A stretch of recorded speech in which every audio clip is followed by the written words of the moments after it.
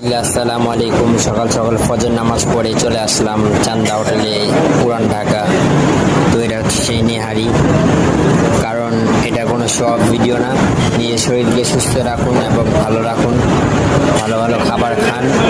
শরীর ভালো তো সব ভালো। হাজার কোটি টাকা পকেটে থাকলেও শরীর যদি খারাপ থাকে তাহলে ওই টাকার দাম নাই, মূল্য নাই। নিজের শরীরকে সতেজ রাখার চেষ্টা করুন, জিম করুন, শরীরকে ফিটনেস রাখুন। তাই পুরান ঢাকা বলে ফজর নামাজ পড়ে আমি চলে আসলাম খাবারের জন্য। লাইফস্টাইল ব্লগ বলতে পারেন। সালাদ আসতেছে, সালাদটাও খাবো।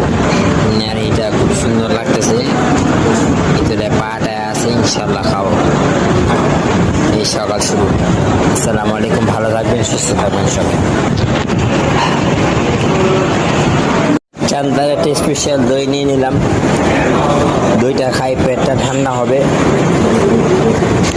এত সম্পদ আমার কে খাবে, কাজেই শরীরটাকে সুস্থ রাখতে হবে। তো